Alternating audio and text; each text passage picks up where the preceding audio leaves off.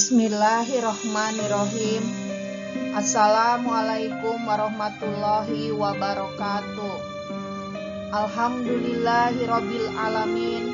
Wassalatu wassalamu ala israfil anbiya wa mursalin wa ala alihi washabihi ajmain, amma badu.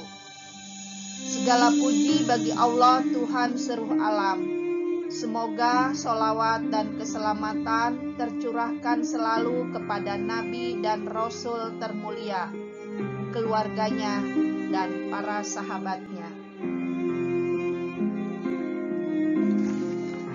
Hadirin yang saya hormati, terima kasih atas kesempatan yang diberikan kepada saya untuk mengisi tausiah hari ini.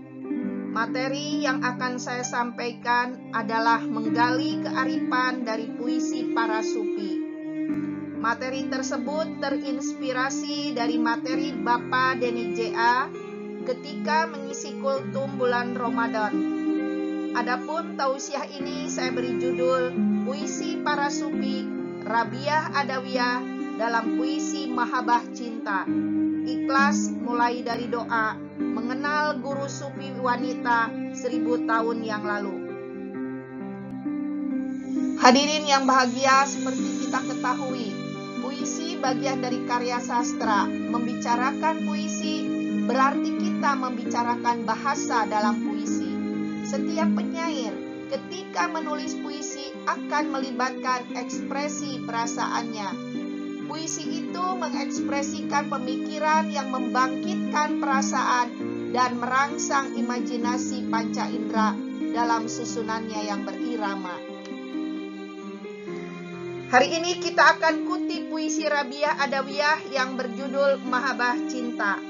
Sebelum masuk ke sana, saya akan sedikit mengeksplor kehidupan beliau. Rabiah Adawiyah dikenal sebagai sufi wanita yang juhud, tidak tertarik kepada kehidupan duniawi.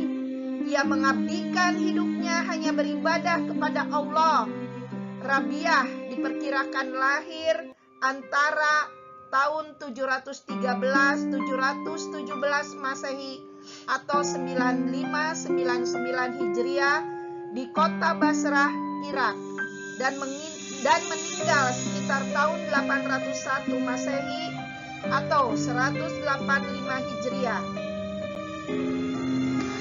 Nama lengkap Rabiah adalah Rabiah binti Ismail al-Adawiyah al-Basriyah.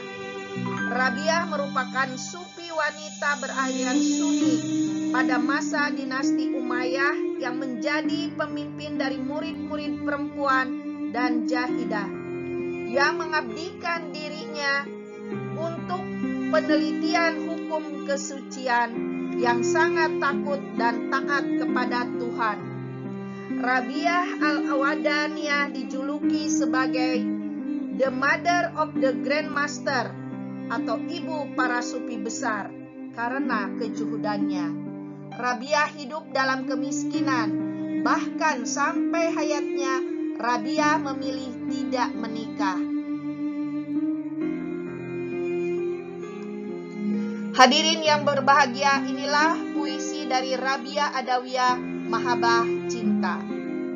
Ya Tuhan, jika aku menyembahmu karena takut neraka, cemplungkan aku ke dalam neraka.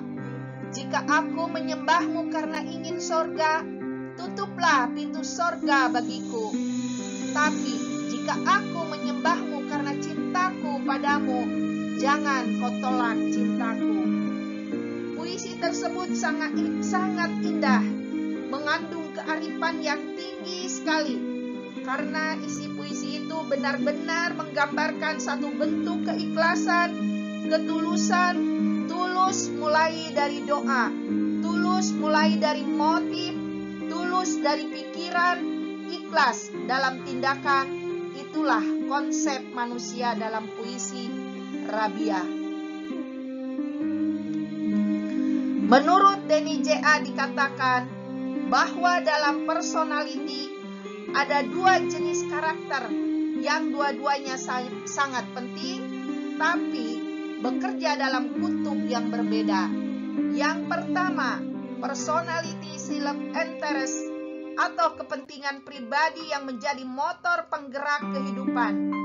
Adam Smith mengatakan, ketika kita makan sarapan pagi, itu bukan semata-mata kebaikan dari tukang roti atau kebaikan dari tukang daging, tapi kita dapatkan makanan itu dari kepentingan pribadi mereka.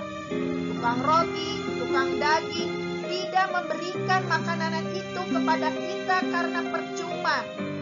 Tidak memberikan makanan itu karena cinta pada kita, tapi dia menjual dan mendapatkan keuntungan dari sana.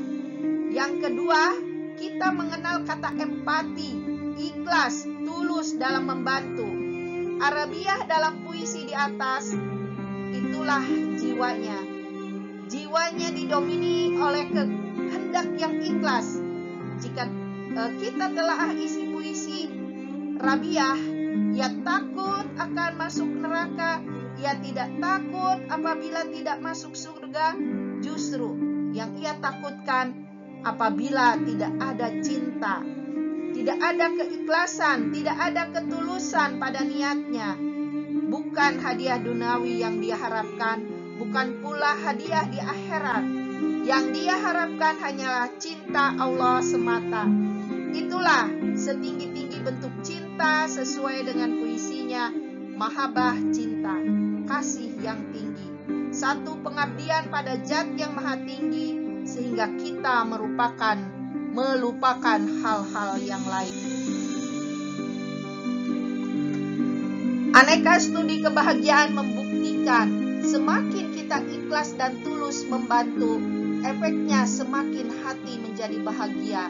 Itulah kearifan dari puisi Rabiah Adawiyah. Maka pertanyaan saya, sudah sejauh manakah keikhlasan kita dalam membantu sesama? Sejauh manakah keikhlasan saya dalam mengajar peserta didik? Apakah ada niat lain di balik materi yang saya berikan?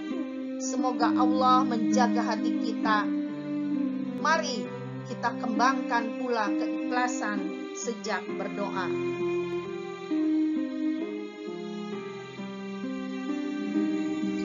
Akhir kata, saya akan membacakan satu puisi cinta yang sederhana luar biasa, puisi keikhlasan, namun kepada sesama manusia, dari penyair besar kita, Sapardi Djoko Damono.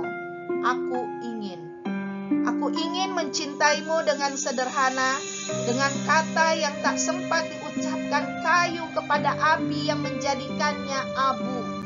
Aku ingin mencintaimu dengan sederhana, dengan isyarat yang tak sempat disampaikan awan kepada hujan yang menjadikannya tiada.